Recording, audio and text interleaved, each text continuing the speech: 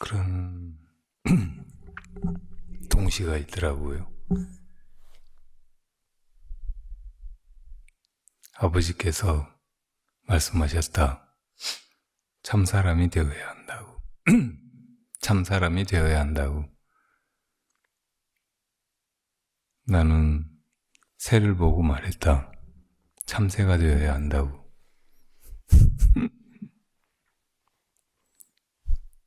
여러분, 참 사람 맞아요? 참 사람 아닌 사람 어디 있어요? 새가 진짜 새 아닌 것이 어디 있어요? 진짜 새가 아니라면 새도 아니죠, 원래.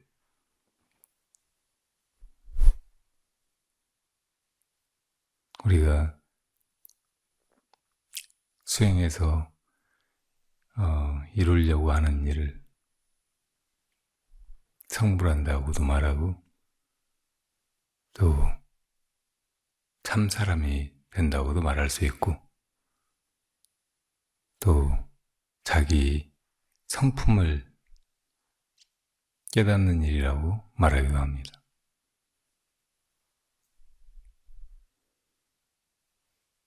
근데 이것을 뭘 새롭게 해서 다른 무엇인가가 되는 일이라고 생각하면 심원팔천리 멀어져 버리고 본래 있던 그 자리로 돌아오기가 너무나 힘들어져요. 헤매면 헤맬수록 더 아득히 먼 곳으로 바라는 것이 더 멀어지게 돼요.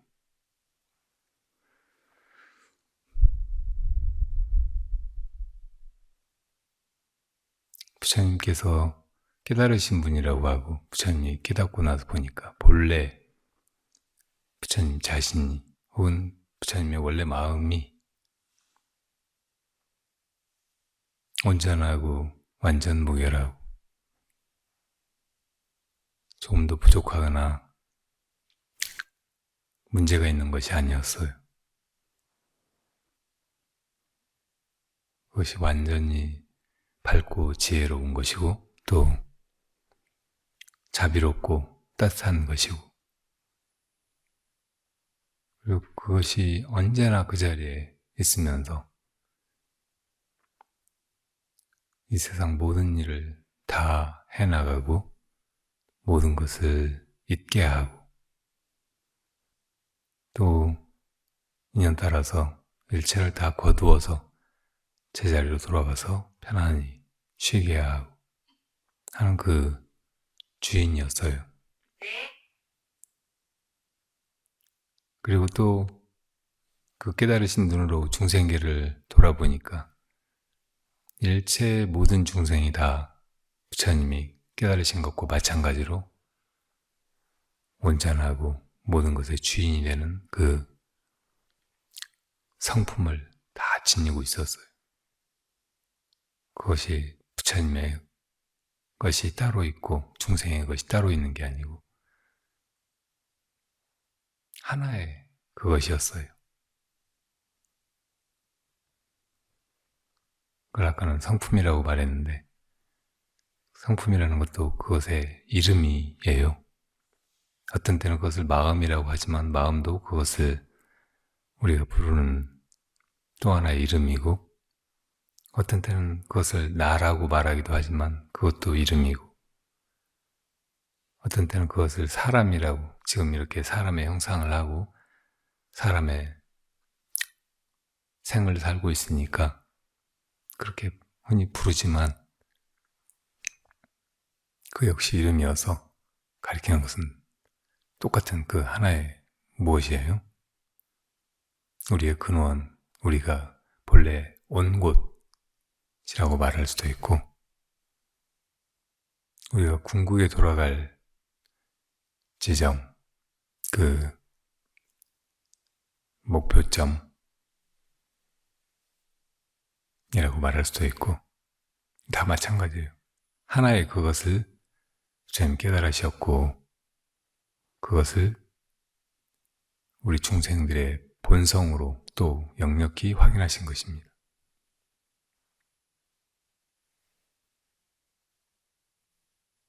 원래 우리가 그런 존재예요. 부처님 깨달으신 그 무엇, 이것이 우리의 본래 모습, 본래 면목이고 참나고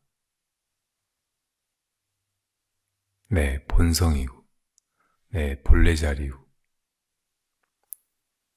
우리가 원래 거기 있고 원래 그것이고 하니까 따로 할 것이 아무것도 없어요. 따로 성불하기를 구하고 혹은 자기 성품을 보려고 하고 그걸 또 알려고 하고 하는 것이 큰 병이에요. 한번 그런 병에 걸리면 거기서 헤어나기가 너무나 힘들어요.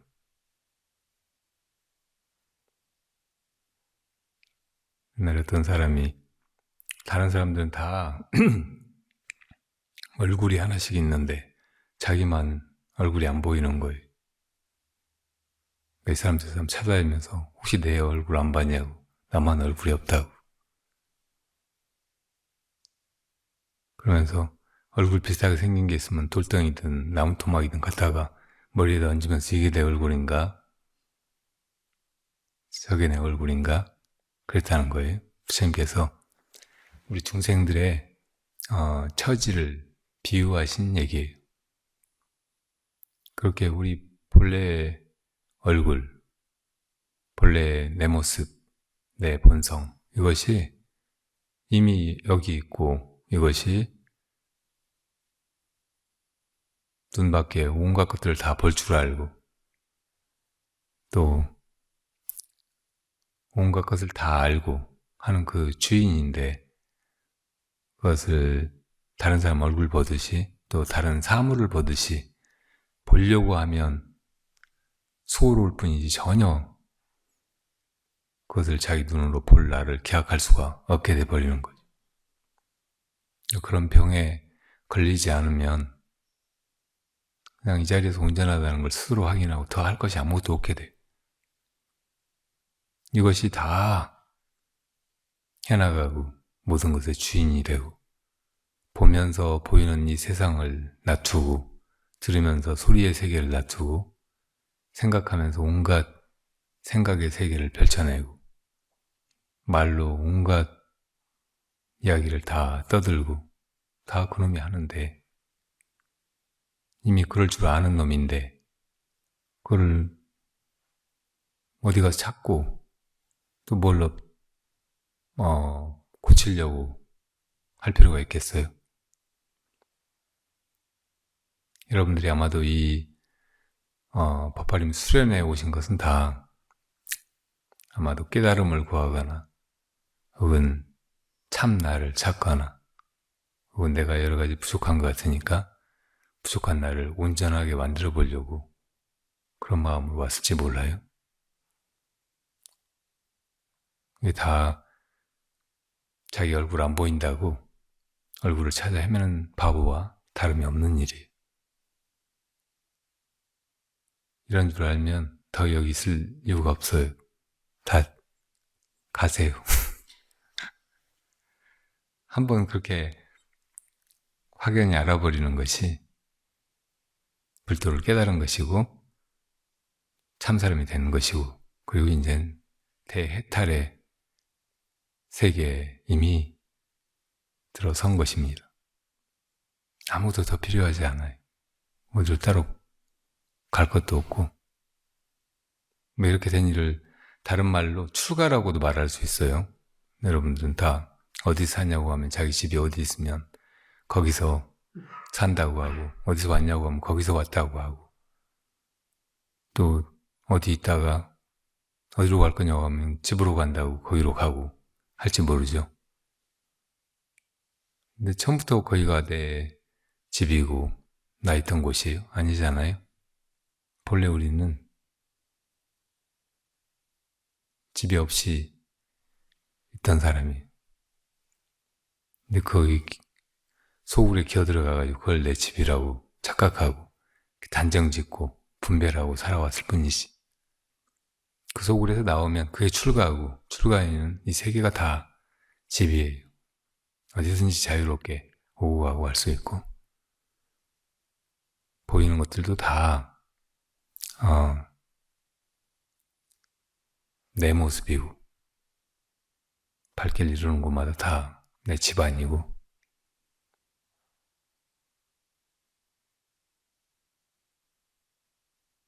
저 마음대로 가세요. 엊그저께 여기 지난번 수련회 왔던 제주도에 사는 보살님이, 그때는 아들하고 같이 왔었는데 어린 딸이 있다고 얘기를 하셨었어요. 그런데 그 딸을 데리고 왔더라고요. 나이가 7살인데 너무 온전한 천연의 부처님이에요. 아무것도 보태고 뺄 것이 없는 참사람이.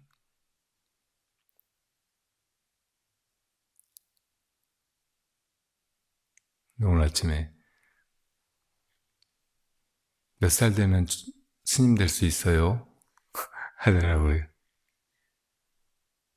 왜 너도 출가하고 싶어? 그랬더니 출가하고 싶대요. 왜 집에 가야지. 집에 맨날 엄마하고 아빠하고 싸워서 싫어요.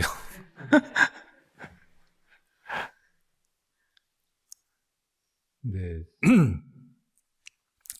그저께인가 아침에 차담 시간에 스케치북을 뜯어다가 거기다가 그림을 쓱쓱 그리기 시작하는 거예요. 첫 번째 그림에 이파리가 4개 있는 연꽃을 그렸어요. 근데 가운데 이파리에다가는 부처님을 그리고, 오른쪽 꽃잎에다가는 아래쪽 이파리에다가는 깨달음이라고 썼어요. 7살짜리인데 5살까지는 입이 안 터져서 말을 못했대요. 근데 갑자기 말이 터지면서 글까지 그냥 언제 다 한글까지 터득해버린 거예요. 그래서 소리나는 대로 다 쓸 줄 알아요. 부처님도 부천님 이렇게 쓰더라고요. 맨 위에다가는 부처님의 이야기 이렇게 제목을 붙였고, 그 꽃잎 아래쪽에다는 깨달음 이렇게 썼어요. 그리고 오른쪽에는 고요함 이렇게 쓰고, 왼쪽에는 사랑 이렇게 썼어요. 어떻게 얘가 그럴 줄 알까요? 뭘 알고 쓴 건지 그냥 그렇게 나온 거예요.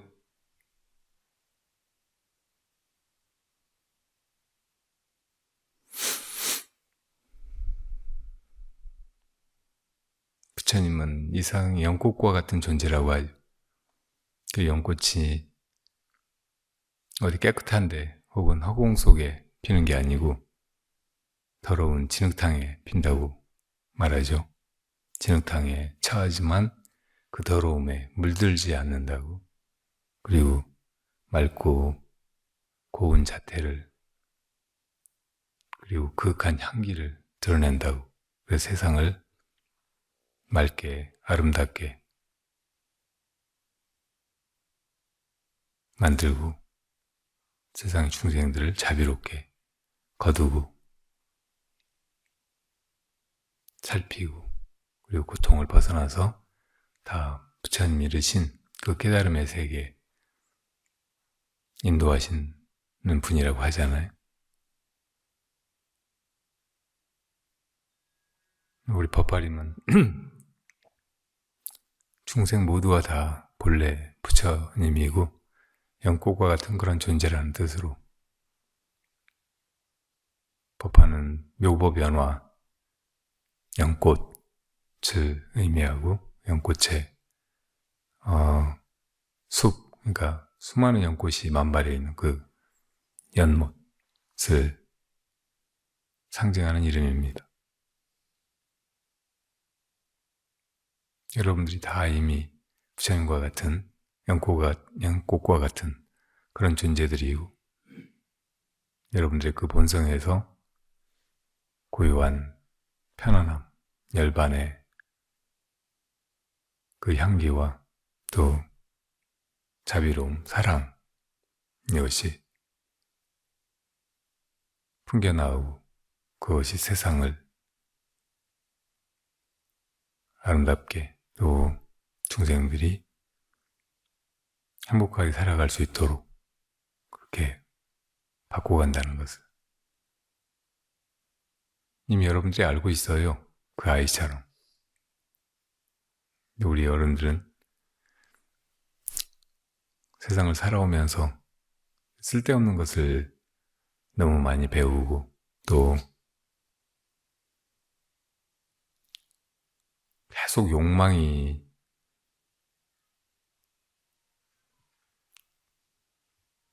커져가지고 그 무엇으로도 욕망을 다 채울 수 없게 되어버렸어요. 밑빠진 독 같은 욕망의 그릇들이 되어버렸어요. 그래서 계속 무엇인가를 찾고 구하고 있는데 마음속에는 공허한 결핍감 뿐이고 그렇게 구하는 속에서 지쳐갈 뿐이고 그렇게 구하느라고 또 온갖 추악한 짓들, 업을 짓고 그래서 다른 사람들도 힘들게 하고 온 세상을 진흙탕같이 만들고 있어요.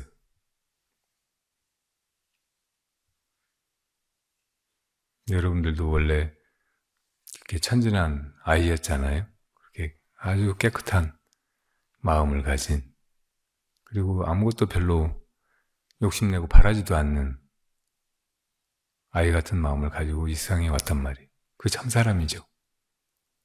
근데 잘못 배운 거예요. 잘못 배우게 된 게 생각의 길로 접어든 거예요. 그리고 이것저것을 이름 지어가지고 분별하게 된 거예요. 그래서 여러분들의 그런 병을 치료하기 위해서 선은 생각 이전으로 돌아가게 하고 어떤 것이든 이게 뭐냐 하고 공 안으로 던져서 이 겉모습이나 이름 이런 것에 팔리지 않고 이런 것에 집착하고 구하고 또 막 싫어하고 다투고 싸우고 하지 않게 본래 마음으로 돌아가게 이끌어 주려고 합니다. 그래서 이게 뭐냐고 물어보죠. 독참 들어오면은 처음에 물어보는 질문이 이거 뭐냐고. 그럼 다 여러분들이 지금까지 그렇게 배워서 훈련받아서 축비라고 말해. 축비. 근데 축비는 이름일 뿐이고 그 축비란 이름이 이게 무엇인가 이걸 다 드러내지 못해요. 이것이 이것이라는 거, 이것이 진리잖아요. 이것이 법이에요. 그런데 축비라고 말하는 것은 이 법을 떠나가지고 엉뚱한 이름으로 이게 무엇인지를 나타내려고 하는 거예요. 축비라는 말하고 이것이 이것인 거, 이것은 아무 관계가 없어요. 축비란 이 말은 이것이 아니에요. 그러니까 축비라고 말하지 말고 이게 뭔지 일러보라고 하면 이제 어떻게 할 줄을 모르죠.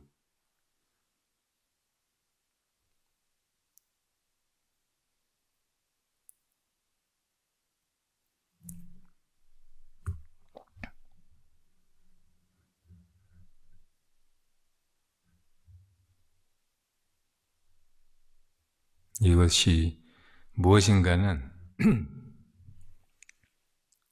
이것이 쓰이는 가운데서만 드러나게 됩니다. 그건 세상의 모든 것이 마찬가지예요. 존재하고 그리고 작용하는 걸 통해서 드러나는 거예요.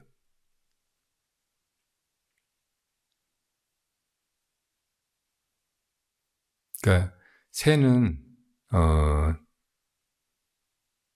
날아갈 때 그것이 새라는 것이 확연하게 드러나죠. 참새 같으면 짹짹짹 하고 그렇게 울 때 그놈이 참새라는 게 확연히 드러난다고. 이거는 이것으로서의 기능을 할 때, 이것에 작용을 할 때 이것이 무엇이라는 것이 확연하게 드러난다고. 그렇게 보여주는 것이 이걸 죽비라고 말로 이름으로 둘러대는 것보다 훨씬 명료하게 답하는 길이에요.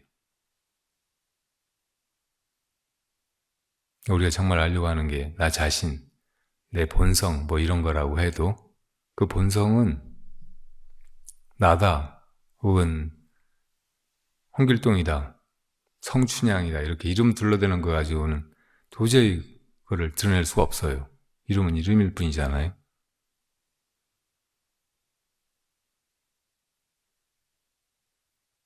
엄밀히 이야기하면은 그 사람이 어떤 존재인가는 그 사람이 사는 것을 통해 드러나요. 평생 어떤 삶을 사는가. 그게 그 사람이에요. 그리고 지금 이 순간에도 그걸 드러내보라고 하면 그 사람이 뭐 하는 걸 통해서 그걸 드러낼 수밖에 없어요. 또 만약에 이게 마음이나 성품을 묻는다고 해도 마음이나 성품은 뭐 이런 것처럼 모양도 없잖아요. 볼 수 있는 것이 아니란 말이에요. 근데 그걸 물어요. 도저히 어떻게 이름으로도 저요, 제 마음이요, 막 이렇게 말해도 얼토당토 하는데 그거를 무슨 모양으로 묘사를 하려고 하면 할 수 있겠어요? 보이지도 않는 마음을 어떻게 보여주느냐고. 근데 그 모양 없는 그것이 온갖 짓을 다 하니까 그 하는 것을 통해서만 그것을 드러내 볼 수가 있는 것이라.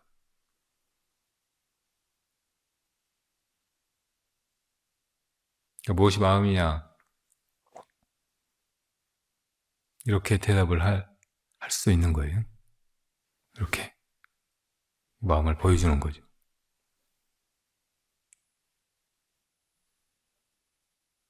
말하지 않았지만 마음이 이렇게 한다는 것을 지금 이 순간에 증명해 보였잖아요. 그러니까 이런 식으로 대답을 해야 산문답에서 인정을 받고 칭찬을 받고 이제 이 사람이 마음이 어떤 존재인지 이걸 깨달았다고 말할 수 있게 되는 거예요. 깨달음이라는 게 별다른 게 아니에요. 그러니까 우리의 본성, 성품 이것을 보는 것, 견성하는 것을 깨달음이라고 표현하는 수가 많은데 이 견성이 성품이 어떤 모양을 가지고 있어서 그걸 보는 것이라고 착각하면 안 돼요. 이것이 모양이 없는 것인데 모양이 없으면서도 이 모든 것으로 드러나고 또 이 모든 것을 모든 행위, 동작, 작용을 하는 그 주체라는 것 이것을 깨달아 버리는 것이라고. 보이지 않는 성품을 눈으로 보듯이 그렇게 보는 게 아니고 그건 보이지 않지만 그것이 뭐 사물을 볼 때 아 이놈이 있어서 이렇게 보는구나 하고 그것의 존재를 깨닫는 것이라고요. 그것의 작용을 통해서 존재를 깨닫는 것이라고. 그래서 그게 뭐냐고 물어볼 때도 성품이 뭐냐고 물어볼 때도 그것이 작용하는 것을 보여줄 수밖에 없는 거예요. 그러니까 무엇이 마음이냐 했을 때 이렇게 보여준다. 그 말은 이것이 이렇게 한다는 것을 보여주는 거죠. 이렇게 한다는 것을 보여줌으로써 이것을 보이지 않는 이것을 보여주는 거예요. 그 물음에 대답하는 거예요. 그러니까 이런 대답만이 생각으로 말로 도저히 답할 수 없는 그 질문, 화두, 공안, 산문답에 통하는 것이라고. 거기 맞는 답이 되는 거예요.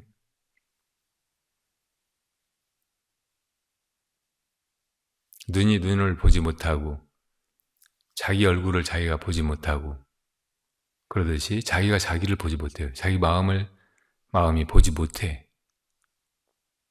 보지 못하기도 하고 알 수도 없고 그러니까 그거를 보려고 하는 것이 알려고 하는 것이 도저히 할 수 없는 것을 하려고 하는 어리석은 짓이고 아, 이건 원래 보이지 않는 거구나. 그렇지만 이것이 작용해서 보기도 하고 듣기도 하고 말도 하고 생각도 하고 이 몸뚱이 움직이기도 하고 이런 거구나.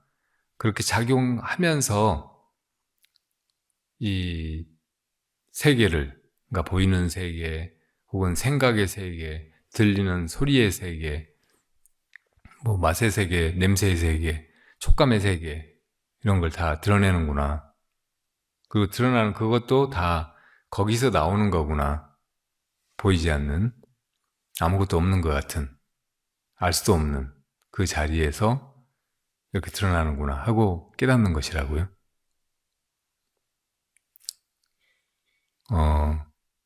그래서 선에 단지 불에면 시즉견성이라는 말이 있어요. 이것이 알 수 없는 것이라는 거, 도저히 알 수 없는 것이라는 것을 아는 거. 이것이 견성이란 말이에요. 견성이 무슨 성품이 어디 있어가지고 그걸 보는 게 아니고 이건 도저히 알 수 없는 것이라는 것을 아는 거.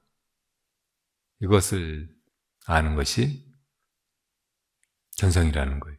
여러분, 이 사실만 알아버리면 돼.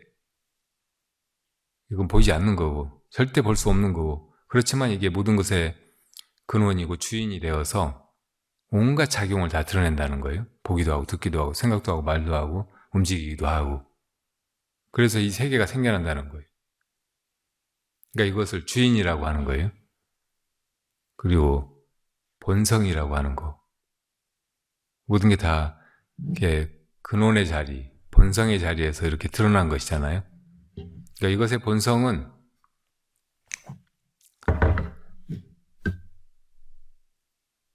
이렇게 이걸 파고 들어가 보면 나무라는 것은 우선 알게 되겠죠. 근데 나무도 여러 가지 원소가 화합해가지고 그렇게 이제 나무 조직을 이루게 된 것이라고요.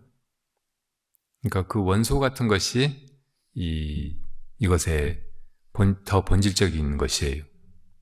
근데 요즘에는 이제 화학기호로 그런 원소를 표현하지만 옛날 사람들은 지수화풍이라고 말했어요. 지수화풍으로 되어 있어요.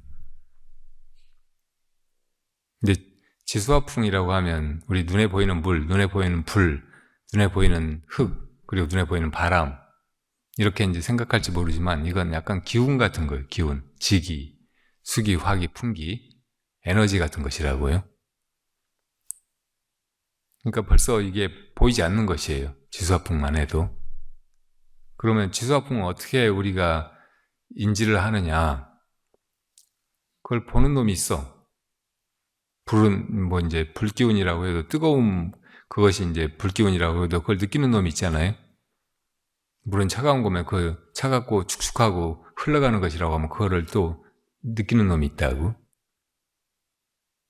그리고 그것 없이, 느끼는 그놈 없이 이 지수화풍이 어떤 에너지로 이렇게 드러날 수 없는 거예요. 요즘에 이제 양자 물리학으로 설명하면 조금 더 이해가 쉬울지 모르는데, 원소는 이제 입자 같은 거라고 생각을 했잖아요. 근데 그거를 더 쪼개면은, 양성자, 중성자, 전자, 뭐 이런 입자도 아닌, 양자가 돼버린다고. 어떤 양으로만 이것이 있다라고 말할 수 있는 그런 것이 돼버려요. 그러니까 뭐 입자에야 그게 있고 뭐 드러나서 이제 관찰이 된다든지 하는데 이 양자는 그런 것도 아닌 거예요. 그러니까 에너지 상태 같은 거예요. 그리고 존재한다고 말한다면 존재할 가능성 같은 거라고 표현할 수 있어요. 그래서 이 양으로만 감지되는 양자는 어떤 때는 있는 것으로 드러나고 어떤 때는 없는 것처럼 드러나요. 어떤 때는 파동이고 어떤 때는 입자로 드러난다고.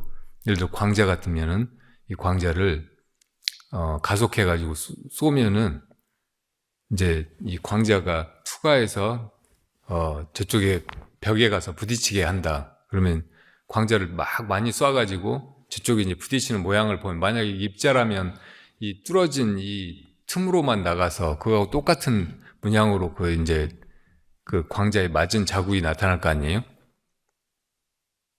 근데 이건 그렇지가 않은 거예요. 어떤 때는 이렇게 분명히 입자처럼 같은 모양으로 드러나는데 어떤 때는 파동처럼 파동 같은 성질을 나타내. 그러니까 물결이 치면은 이렇게 가서 반드시 이 파동이 간다고 해도 이쪽으로 이렇게 번져가지고 벽에 가서 그 파동이 전해질 거 아니에요. 그런 식으로. 그러니까 양쪽에 이 두 개의 그 격자를 두고 거기다 쏘면은 서로 이렇게 간섭하는 무늬가 저쪽에 나타나는 거예요. 어떤 때는 입자로 드러나고 어떤 때는 파동의 성질을 띠고. 이게 어떤 차이가 있느냐? 사람이 보면, 관찰하는 사람이 있으면 입자로 드러나요. 근데 사람이 안 보고 그냥 CCTV 같은 걸로 찍으면은, 보는 사람이 없으면은 이게 파동의 성질을 나타내는 거예요. 이게 양자 불가사의라고 하는 거라고. 그러니까 어떤 것이, 그러니까 그런 양자가 어떤 때는 있는 것으로 드러나고 어떤 때는 없는 것처럼 있는 거예요. 그러니까 색즉시공, 불교에서 이제 반야신경에서 그런 말을 우리가 많이 듣는데, 이 양자가 색이기도 하고 공이기도 한 그런 두 가지 측면을, 불가사의한 그런 측면을 가지고 있는 거예요. 그러니까 이것을 이렇게 파고 들어가 보면, 양자 물리학적으로 파고 들어가 보면 이것을 있다고도 말할 수 있고 없다고도 말할 수 있는 거예요. 그리고 이것을 있게 하거나 없게 하거나 그 좌우하는 그 관건은 이걸 보는 놈이 있느냐 없느냐라고. 그러니까 보는 놈이 더 근원이란 말이라고.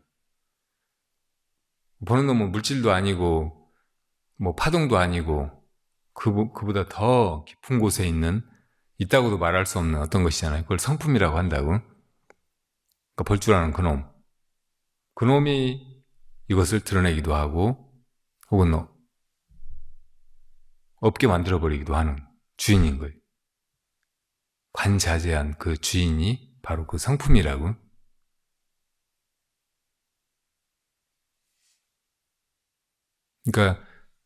그러니까 이것도 본성을 뚫고 들어가 보면 결국은 마음인 거예요.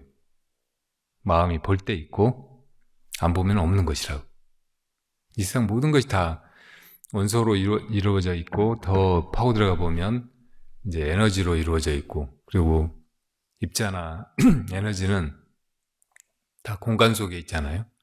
이 공간이 시간 속에서 원래는 없다가 생겨나가지고 흘러가다가 또 이제 없어져 버릴 거예요.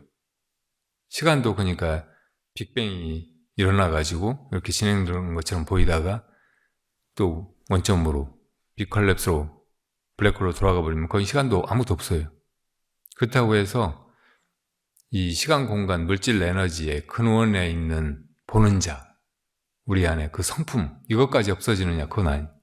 이건 시간, 공간, 물질, 에너지 하고 아무 관계없기도 하다고. 그리고 그것이 시간, 공간, 물질, 에너지를 다 드러내는 거예요. 존재를 존재하게 하는 것이라고. 그리고 존재로 되면서 그것에 스미기도 하고, 그렇게 되면서 비로소 드러나고.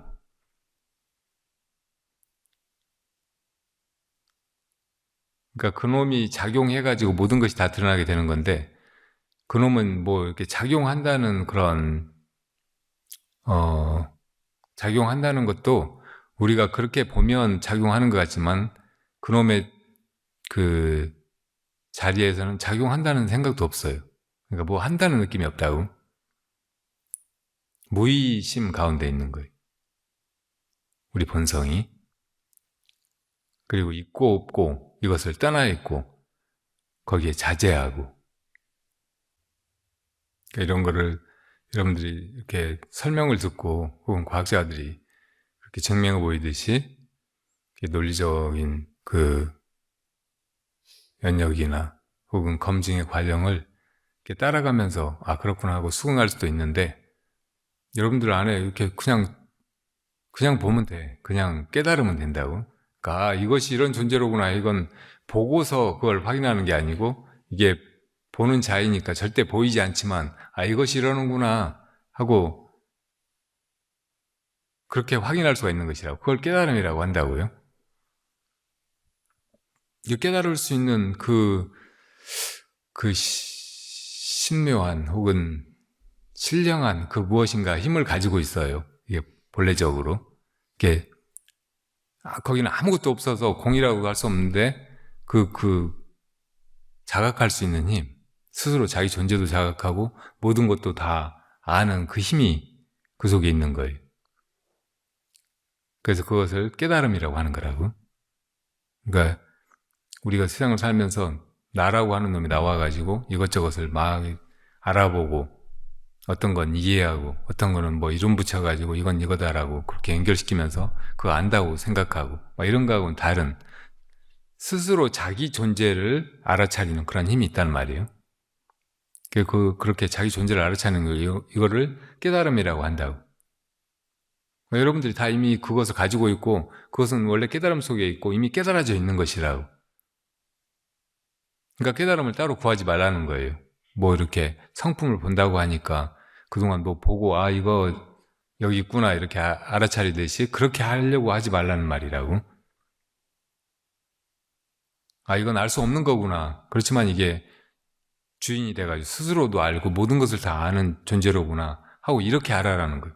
이게 단지 불의 뜻이라고, 성품이라고 하는 것이 그렇게 알 수 있는 것이 아니지만 이것이 모든 것을 아는, 그리고 스스로를 자각하는 그런 존재라는 것을 그냥 알아버리면 돼.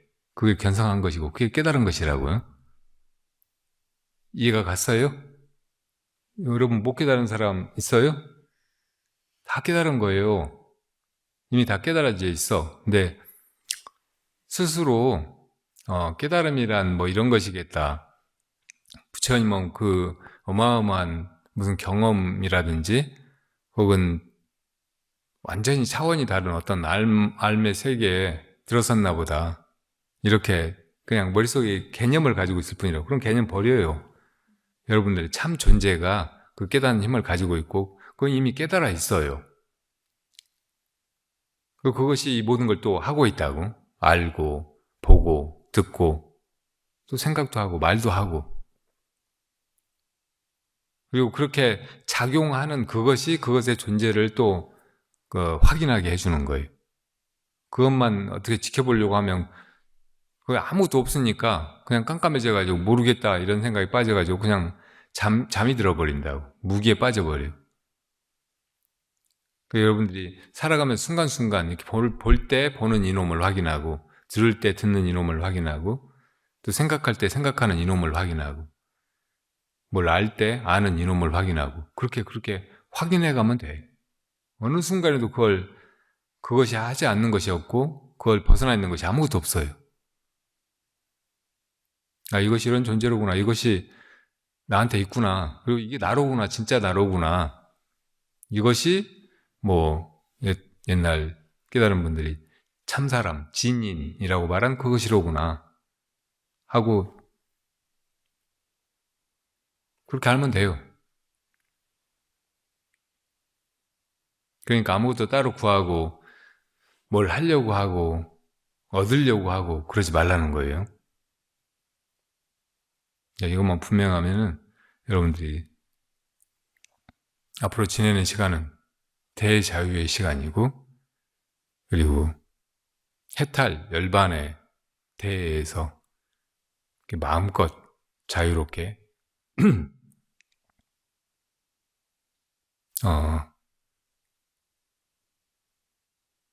논의는 일이고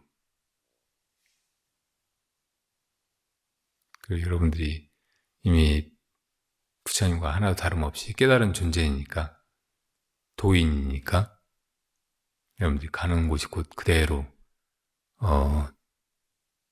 도량이고 또 내 마음 땅 심지이고 여러분 그 본래 마음 땅에서 드러난 풍경 본지 풍광이 될 거예요.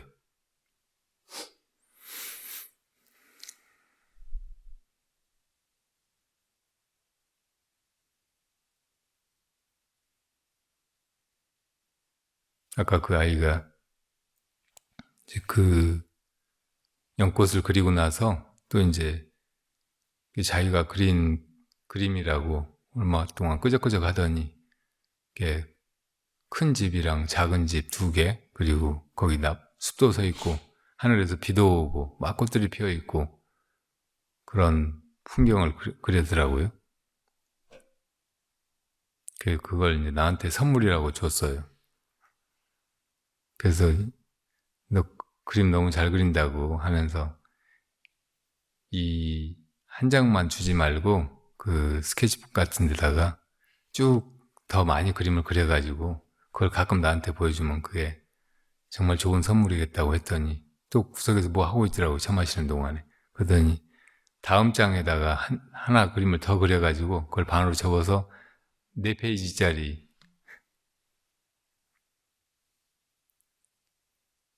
아니 8페이지짜리인가?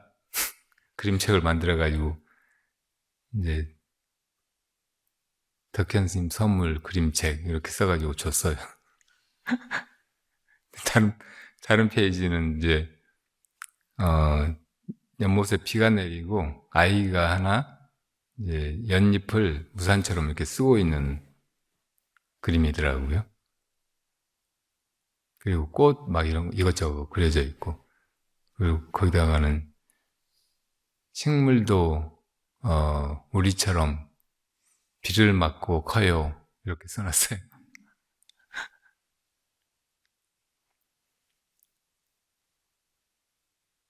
모든 식물이 다 하늘의 햇빛과 하늘에서 내리는 비를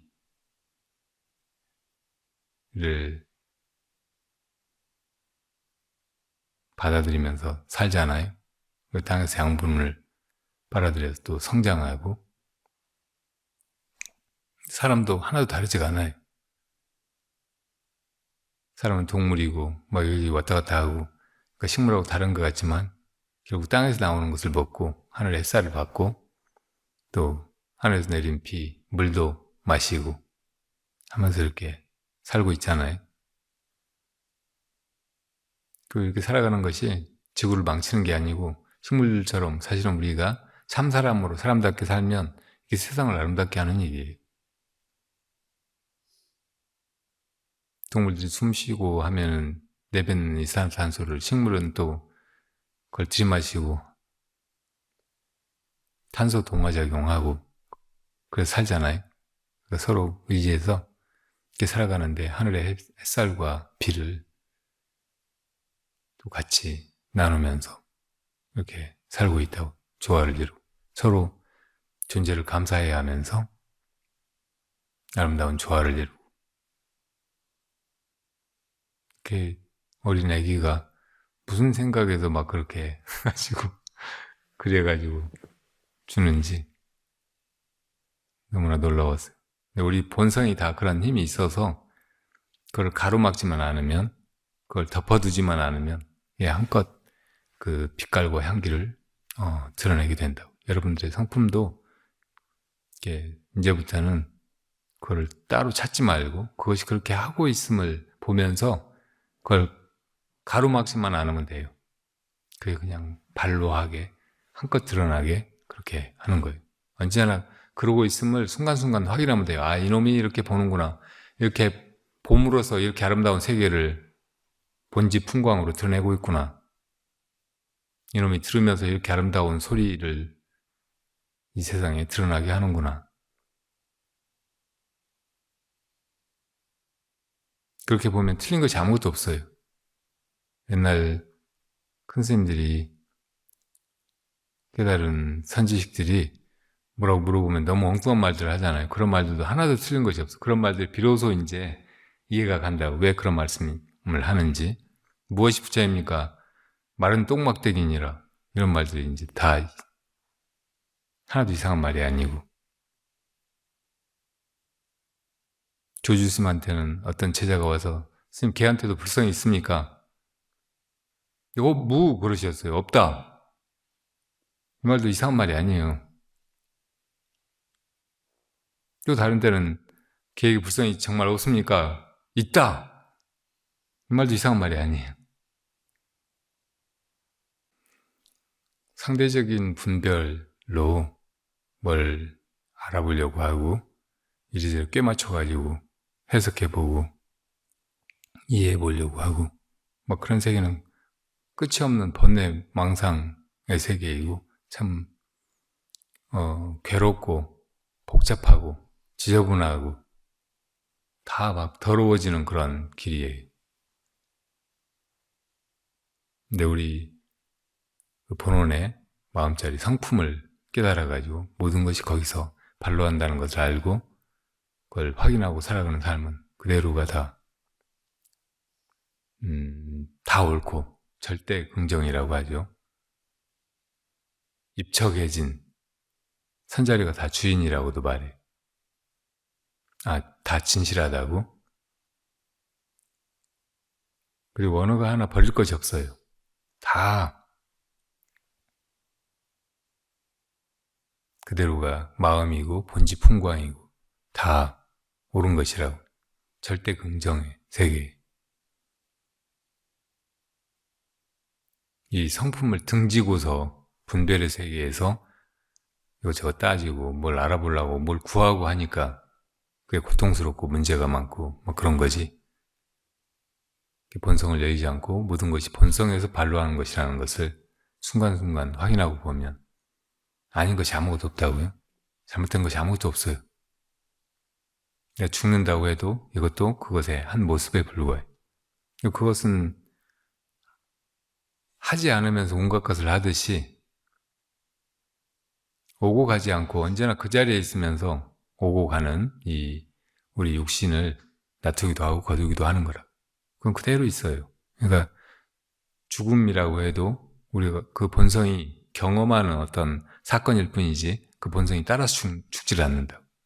그 죽음 그 자체도 거부하거나 두려워하거나 할 필요가 없다고.